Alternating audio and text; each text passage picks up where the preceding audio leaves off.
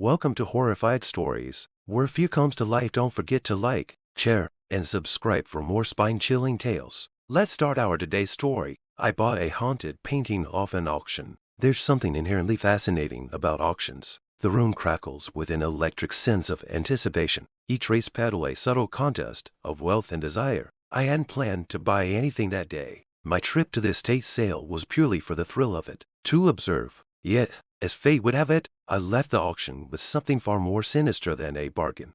The estate belonged to a reclusive collector named Henry Voss, a man with a reputation for acquiring eccentric and macabre artifacts. Stories whispered in the community painted him as an enigmatic figure, a man whose collection was as haunted as his sprawling Gothic mansion. When the auctioneer raised the gavel to start, I leaned back in my chair, expecting nothing but a pleasant afternoon of people watching, until I saw the painting.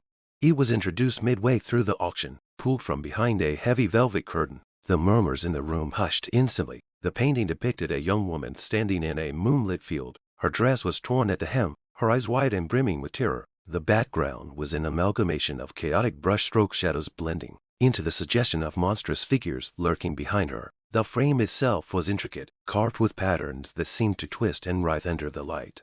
The auctioneer, a portly man with a ruddy face, adjusted his glasses and cleared his throat. Lot 43, an untitled piece by an unknown artist. Starting bid, $500.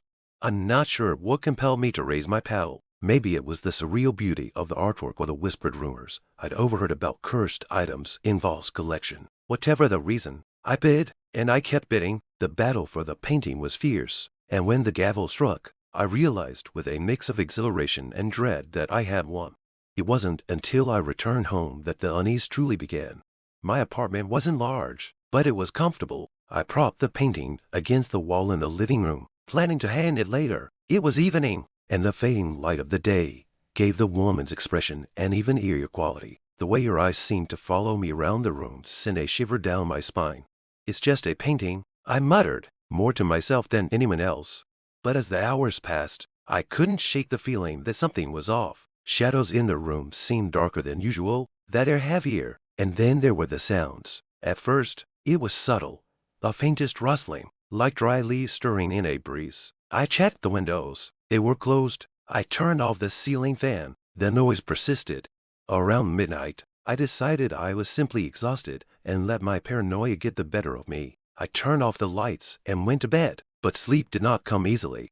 I woke up at 3:17 a.m., sharp, jolted from my dreams by the sound of footsteps in the living room. My heart pounded as I strained to listen, holding my breath. The sound was unmistakable, slow, deliberate steps, as if someone was pacing back and forth. Gathering what courage I could muster, I grabbed the nearest object I could find, a heavy book, and crept toward the noise.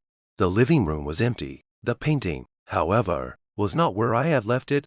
It now hung crookedly on the wall, the nail slightly bent, as if it had been yanked up and hastily hung there. The woman's expression seemed more vivid, her eyes glassy with lush tears. My hands trembled as I adjusted the painting, but the moment my fingers touched the frame, a jolt of ice shot through me. It felt as though something unseen had reached out and gripped my wrist. I recoiled and backed away, my breathing ragged. What the hell? I whispered. For the rest of the night, I didn't sleep. I sat in the corner of my room, clutching my phone and staring at the closed door. Every so often, I swore I heard whispers, faint and unintelligible, like voices carried on the wind. But whenever I pressed my ear to the door, there was nothing but silence. The next morning, I resolved to investigate the painting's origins. If it truly came from Henry Voss' collection, perhaps there was a record of it somewhere. I called the auction house, but they were of little help, claiming they knew nothing of the painting beyond its catalog description. Frustrated but undeterred, I turned to the internet. It took hours of digging through obscure forums and archives before I found anything remotely useful. A photograph of the painting appeared in a decades-old article about an art gallery fire. According to the piece, the painting had been part of a traveling exhibit showcasing unknown works of Gothic horror. The fire had destroyed much of the gallery, but the painting had survived, untouched. More disturbingly, the article mentioned that several of the gallery staff reported strange occurrences in the weeks leading up to the fire. Unexplained cold spots, the sensation of being watched, and most chilling of our recurring nightmares about a shadowy figure standing at the foot of their beds. The article ended with a grim note. The gallery owner, A man named Richard Kane had taken his own life days after the fire. His suicide note reportedly contained a single sentence: "She will not forgive me." By the time I closed my laptop, the sun had dipped below the horizon, casting my apartment in twilight. I glanced at the painting. The woman's expression seemed almost accusatory now, her mouth slightly open as if mid-scream.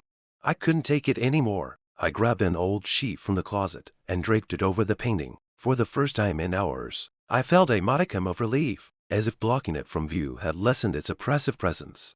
That night, I dreamt of the woman in the painting. She stood in the moonlit field, her eyes wide with terror as she reached out toward me. Behind her, the shadows twisted and coalesced into a monstrous shape with glowing red eyes. "Help me," she whispered, her voice echoing like a plea carried on the wind. Before I could respond, the shadow lunged, and I woke up screaming. When I stumbled into the living room, gasping for air, I stopped cold. The sheet I had draped over the painting was crumpled on the floor, and the painting itself was no longer on the wall. It was leaning against the sofa, the woman's face closer than ever, and this time, she was smiling. The smile on her face was subtle, but it was unmistakable. It hadn't been there before. I backed away, my throat tightening as if unseen hands were closing around it. The room felt impossibly cold, the kind of chill that sank deep into your bones and refused to let go. This was no ordinary painting. That much was clear, but what did it want from me? The next morning, I decided to rid myself of it. I couldn't bear another night like the last. Wrapping the painting in the same sheet, I loaded it into my car and drove to the nearest pawn shop. The man behind the counter was a wiry fellow with sharp eyes that seemed to size me up the moment I walked in. "Looking to sell?" he asked, his voice rough as sandpaper. I nodded and placed the painting on the counter. He hesitated before unwrapping it, his fingers pausing for just a moment as if he sensed something was wrong. When the sheet fell away, his expression shifted from curiosity to unease. Where did you get this?" he asked, his voice quieter now. "At an auction," I replied, trying to sound casual. "It's just a painting." Interested, he stared at it for a long time before shaking his head. "Sorry, I can't take this."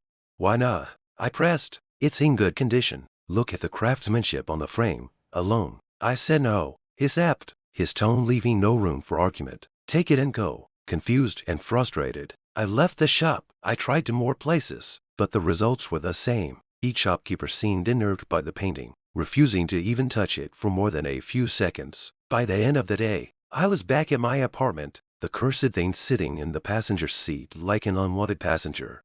That night, the nightmares returned. The woman was closer this time, her outstretched hands nearly brushing against me, her eyes brimmed with desperation, and her whisper was louder, more insistent. "Help me!" The shadow behind her loomed larger than before, its glowing red eyes boring into mine. It whispered too, its voice a guttural growl that sent shivers down my spine. "She is mine." I woke drenched in sweat, my heart racing. For a moment, I lay there, staring at the ceiling, trying to convince myself it was just a dream. But then I heard a faint sound of humming coming from the living room. It was soft and melodic, almost like a lullaby. I grabbed my phone and tiptoed to the door. The humming grew louder as I approached. My hand shook as I twisted the doorknob and pushed the door open. The painting was back on the wall, and the woman's smile was gone, her face now contorted in a scream, her eyes wide with terror. The shadowy figures in the background seemed closer, their shapes more defined. One of them had a hand resting on her shoulder. The humming stopped. I felt a presence behind me, the hair on my neck standing on end. Slowly, I turned around, expecting, I don't know what, but the hallway was empty. The oppressive silence was deafening, broken only by the sound of my own ragged breathing. I didn't sleep for the rest of the night. The following day, I decided to track down someone who might know more about the painting. My search led me to an online forum dedicated to the paranormal. I posted a photo of the painting, along with a brief description of the strange events I had experienced. Within minutes, replies started pouring in. Most were from curious onlookers or skeptics dismissing my story as a fabrication. But one comment stood out. It was from a user named Shadow Seeker, who claimed to be an expert in cursed objects. "That painting is known as The Tormented," they wrote. "It's said to be a vessel for a vengeful spirit. The woman depicted was a real person who met a tragic end, and her soul is trapped within the canvas. The shadowy figures represent the entity that claimed her life. Get rid of it immediately." Easier said than done, I thought bitterly. I messaged Shadow Seeker, asking for advice on how to remove the curse. They responded almost instantly. Burn it, but be warned, destroying the vessel can release the spirit. You must prepare a protective ritual to contain it. I can guide you, but it's dangerous work. I hesitated. The idea of confronting whatever malevolent force inhabited the painting was terrifying. But what choice did I have? I couldn't keep living like this. Shadow Seeker sent me a list of items I would need: candles, salt, a mirror, and a piece of obsidian. They also sent detailed instructions for the ritual, warning me to follow them exactly. Do not let the spirit touch you, they warned. If it does, it could attach itself to you permanently. By nightfall, I had everything I needed. The painting Saturday in the center of the room, surrounded by a circle of salt. 4 candles marked the cardinal directions, their flames flickering in the still air. The mirror and obsidian were placed directly in front of the painting, as per Shadow Seeker's instructions. I lit the candles and began the incantation they had provided. The words fell firm on my tongue, each syllable resonating in the air like a ripple in water. As I chanted, the room grew colder, the shadows on the walls deepening. The woman's image in the painting began to shift. Her eyes locked onto mine, and her lips moved as if she were trying to speak, but her voice was drowned out by the guttural growl of the shadow behind her. It began to move, its form spilling out of the painting like ink spreading across a page. I frowned, my mind screaming at me to run, but my feet were rooted to the floor. The shadow took shape, a towering figure with glowing red eyes and claw-like hands. It turned toward me, its gaze piercing through the protective circle. "You dare!" it snarled, its voice reverberating in my skull. The candles flickered violently, and the salt circle began to dissolve, as if an invisible wind were scattering it. Panic surged through me. I grabbed the mirror and held it up, as instructed. The shadow recoiled, its form wavering like smoke. "Begone!" I shouted, my voice trembling. "You have no power here." The shadow let out an ear-splitting roar, its form shrinking and twisting as it was pulled back toward the painting. The woman's image grew brighter, her face no longer one of terror but of relief. With one final, deafening scream, the shadow was gone, and the painting fell to the floor. I stared at it, my chest heaving, unsure if it was truly over. But for the first time in days, the room felt lighter. The oppressive weight that had hung in the air was gone. Shadow Seeker's final message echoed in my mind.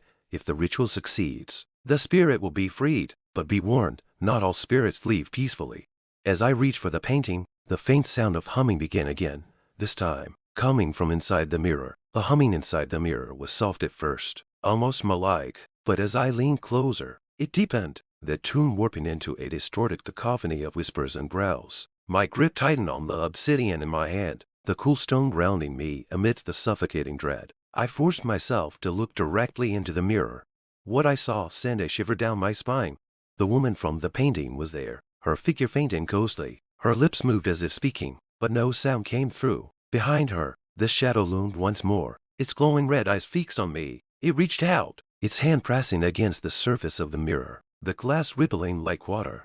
I stumbled back, nearly knocking over one of the candles. The obsidian slipped from my grasp and clattered to the floor. The humming stopped abruptly, leaving a silence so oppressive it felt alive. My instincts screamed at me to destroy the mirror, to break it into 1,000 pieces. But a nagging thought held me back. What if destroying it made things worse? The next day, I reached out to Shadow Seeker again, recounting the events in vivid detail. Their response came quickly, their tone urgent and tinged with fear. "The mirror has become a conduit," they wrote. "The spirit you freed is still tethered to the shadow. It's trying to reestablish its grip, using the mirror as a gateway. You must close it, or worse things will come through." "How do I close it?" I typed, my fingers trembling. "A binding ritual," they replied, "but be warned, it requires a direct confrontation. You'll need to force the spirit and the shadow to separate completely. Only then can you seal the gateway." They sent another list of supplies, most of which I already had: salt, candles, and obsidian. But there was one addition that made my blood run cold. My own blood. "A drop of blood symbolizes your intent," they explained. "It binds you to the ritual. There's no turning back once it begins." By nightfall, I had prepared the room once again. The mirror Saturday in the center of the salt circle, its surface reflecting the flickering candlelight. The painting lay nearby, covered with the same sheet I had draped over it before. I held a small knife in one hand, the blade glinting ominously. "You can do this," I whispered to myself, though my voice betrayed my doubt. As I began the ritual, the air grew heavy, the temperature dropping rapidly. My breath came out in visible puffs, and the shadows in the room seemed to thicken. I pricked my finger with a knife, letting a single drop of blood fall onto the surface of the mirror. The glass shimmered, and the humming returned, louder and more discordant than before. The woman's figure appeared again, her form clearer this time. She looked directly at me, her expression a mixture of fear and hope. Behind her, the shadow roared, its voice a guttural blend of rage and hunger. "Help me!" The woman's voice finally broke through, trembling and weak. "I'm trying," I said aloud, my voice shaking. The shadow lunged, its claw-like hand slamming against the surface of the mirror. The glass cracked, a jagged line splitting the woman's face in two. The candles flickered wildly, the flames bending toward the mirror as if pulled by an unseen force.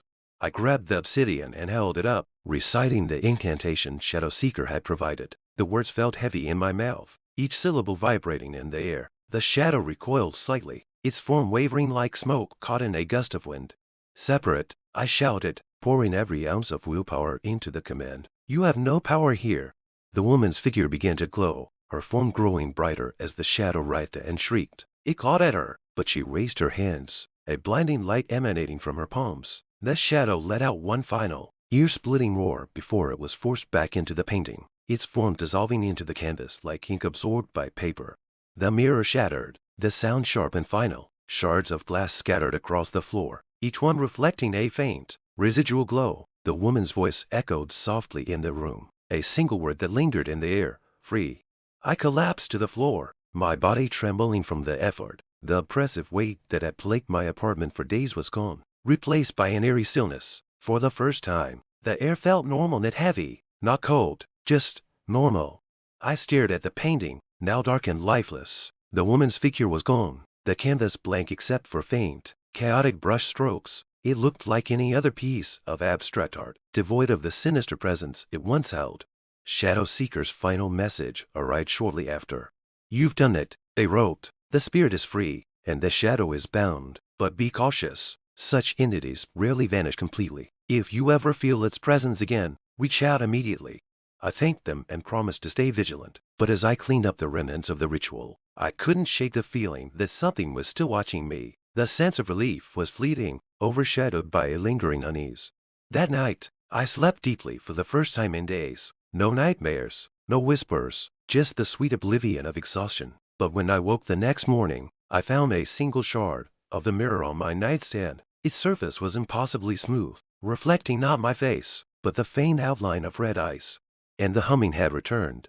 I stared at the shard of mirror on my nightstand, my breath caught in my throat. The faint outline of red eyes reflected on its surface burned into my mind. My instinct was to grab it and throw it far away, but something held me back. The humming, soft and melodic, had become a constant background noise, as though the air itself was vibrating with its eerie tune.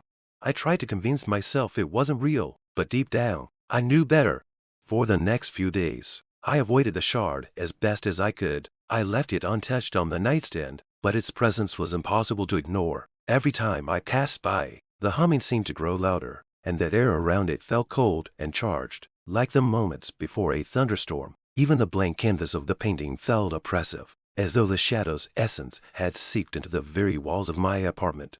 Sleep became elusive. When I did manage to drift off, my dreams were plagued by flickering images of the woman's face, the shadow clawing at her, and the ever-present red eyes. It felt like a warning, but of what? I couldn't be sure. Desperation drove me back to Shadow Seeker. I detailed everything: the shard, the humming, the oppressive feeling that had taken over my home. Their response was almost immediate. "The binding wasn't complete," they wrote. "The shadow is still tethered to you, using the shard as an anchor. You must sever its connection once and for all." Their instructions were far more complicated this time. I needed to not only destroy the shard, but also banish the shadow from my home entirely. The ritual required ingredients I had never heard of before, like graveyard dirt, sage bundles, and a sigil drawn in ash. "Do not attempt this alone," Shadow Seeker warned. "You'll need a witness to ground you and keep you anchored to this plane. If you lose focus, the shadow could pull you into its realm." I reached out to my best friend, Emily, the only person I trusted with something this insane. At first, she thought I was joking, but the look in my eyes quickly convinced her otherwise. Reluctantly, she agreed to help, though her skepticism was palpable.